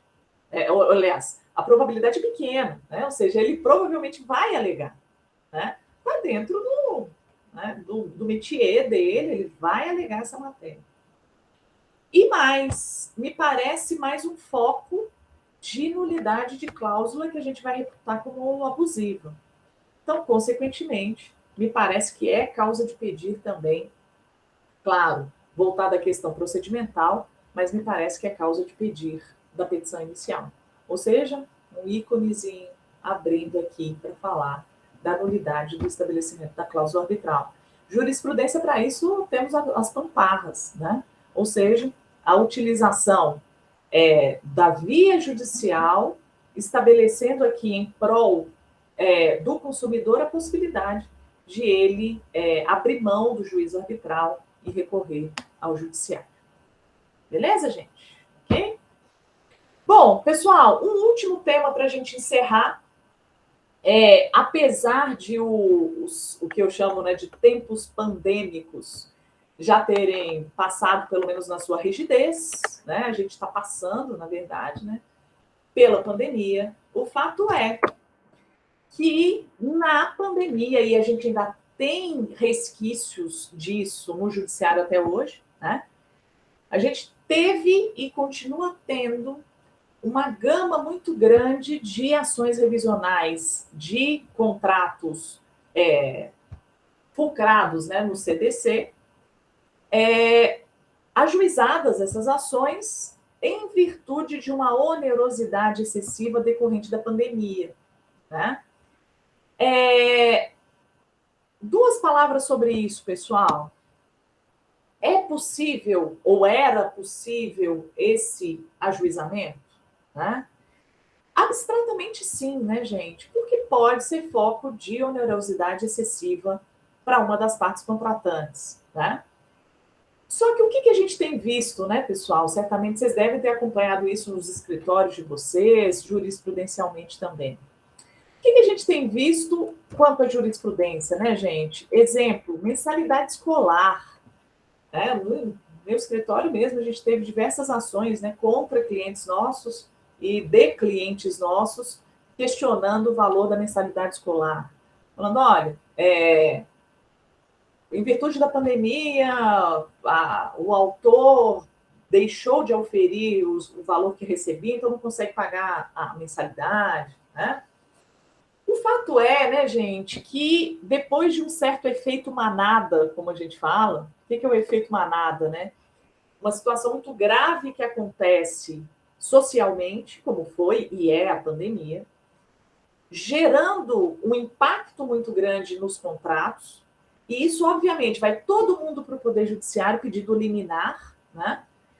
E para deixar de pagar, para suspender pagamento, para reduzir valor.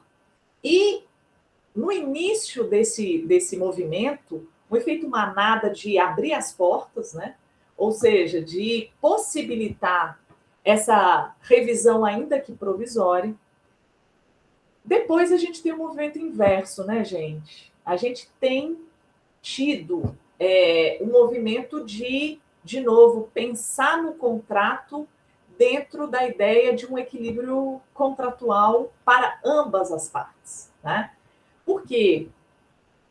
Porque, né, gente, não dá para a gente imaginar que a pandemia tenha afetado de forma igual tanto o consumidor como também prestadores de serviço e fornecedores, né? Mas, de toda sorte, pessoal, o fato é, a demonstração dessa onerosidade excessiva tem que ocorrer caso a caso. E muitas vezes o que a gente via eram ações vazias, falando da pandemia como se fosse um evento que atingisse de forma igual toda a população brasileira, né?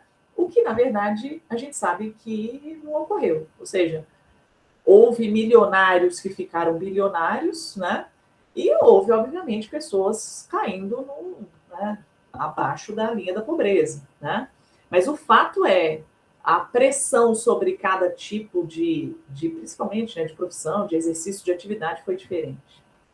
E mais, atualmente, né, gente, a gente tem tido é, eu trouxe diversos exemplos aqui para vocês, mas mensalidade escolar, contratos de consumo, né, de prestação de serviço, ou seja, o que a gente teve de um grande deferimento de liminares, atualmente a gente já tem uma ideia de um equilíbrio, né? E a improcedência tem sido muito mais corriqueira, né, gente?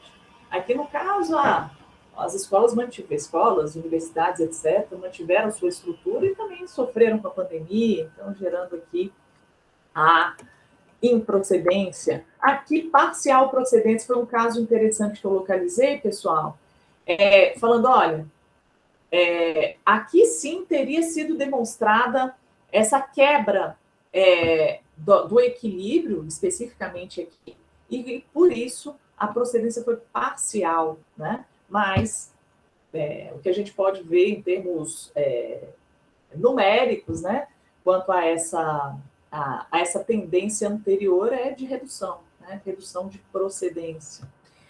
Tutelas provisórias, né, gente, como eu falei, muito comum no início da pandemia a sua concessão, né, proibir que seja o nome do devedor inserido no rol de inadimplentes, suspender pagamento de parcelas. Esses casos aqui foram casos em que isso foi requerido como liminar em ações revisionais, e esse caso específico do TJ São Paulo, para ele foi deferida a medida, né, a medida liminar. Aqui, concessão de liminar também, né, suspender pagamento de parcela de financiamento, e olha o voto interessante. O financiamento realizado pela gravada seria pago com o resultado da atividade de transporte escolar do esposo, né, notoriamente afetado pela decretação pública de situação de pandemia, de modo que o seu faturamento despencou com a suspensão de aulas escolares, ou seja, aqui se entendeu que seria suficiente para suspender o pagamento, né? Atualmente, gente, claro que a gente tem repercussão do período pandêmico, né? Mas a gente tem que lembrar, para todo fato, inclusive aqueles que são tidos como notórios, e aqui a gente está diante de um fato notório, que é a pandemia, mas a repercussão no caso concreto, obviamente, tem que ser demonstrada caso a caso. Isso vale para a pandemia, isso vale para boom de mercado, né? A gente vai falar disso amanhã, quando a gente for falar das revisionais de contratos de locação. Então, é notório que houve um boom imobiliário. Não, você tem que demonstrar que naquela região, naquele condomínio, naquela unidade imobiliária, houve essa repercussão. Então, a gente tem fatos notórios que não demandam a comprovação da sua existência, pandemia, isso é um fato notório, mas a repercussão desse fato para fins contratuais, pessoal, sempre precisa ser demonstrada. Beleza? Pessoal, dúvidas? Vocês estão muito quietinhos, gente. Conta para mim. Dúvidas, apontamentos, alguma observação? Ou estamos bem? Dá um feedback para mim aí. Tudo tranquilo, gente, para a primeira aula de hoje? Vocês podem vir mais animados amanhã, viu? Amanhã a gente vai falar de beleza, Samuel, Gustavo, Vitória, beleza. Então, obrigada, Lucas. A partir de amanhã, na aula de amanhã, na verdade, a gente vai falar da revisional de locação. Então, gente, sugestão, né? Não faltem, ou se não puderem vir, vejam depois, né? Porque a gente precisa efetivamente, né, pegar a questão da revisional. Obrigada, Viviane. Porque é muito prático, né? É eminentemente prático. Então, amanhã a gente vai trabalhar não só com o direito material, mas também questões processuais previstas aí na lei de locações. Fechado? Pessoal, venham animados para perguntar, não me deixem falando sozinho, né? Podem fazer questões, a gente vai debatendo e espero que tenham gostado, espero que tenha sido produtivo para vocês. Para quem não estava no inicinho da aula, esses slides são disponibilizados pela ESA, tá, pessoal? Então vocês vão receber os slides. Fechado? Então, sem grandes preocupações com cópias ou algo que o valha. Beleza, gente? Então, hoje finalizamos por aqui. Próxima aula, então, amanhã, às 10 horas de novo, para falar de um tema que, particularmente, eu curto muito, que é, obrigada, Gustavo, obrigada, Tiago, e que é a questão relacionada às ações revisionais de locação. Fechado, gente? Pessoal, muito obrigada, viu, de coração. Amanhã estaremos juntos aí para ver mais uma temática referente à teoria e prática das ações revisionais. Fechado? Pessoal, um abraço grande para todos e até amanhã, gente. Fiquem bem. Um abraço. Bom segundo round para todos vocês. Tchau, tchau.